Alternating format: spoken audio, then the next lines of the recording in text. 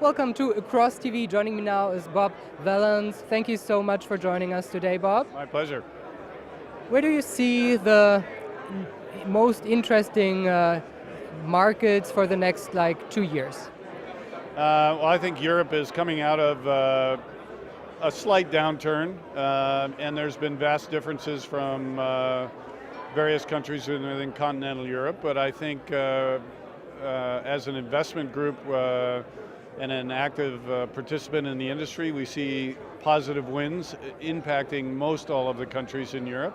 I think the Iberian Peninsula is setting up to be a very interesting set of opportunities.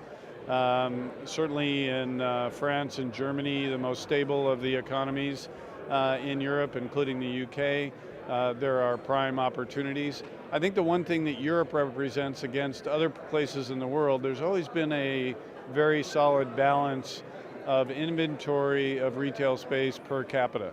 So when the macroeconomic conditions come back, retail properties tend to perform very well.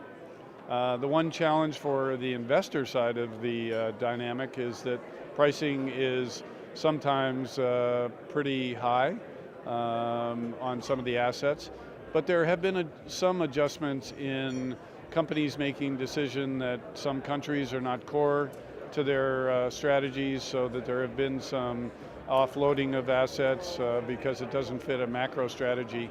So being a tactical investor or a tactical developer is a good idea in Europe. If you look at the retail investments, what has changed there? Oh, I think anytime there's, again, a macroeconomic downturn and there is not the kind of predictability in consumer behavior, there's a challenge in the industry. But opportunistic developers and investors take advantage of those situations.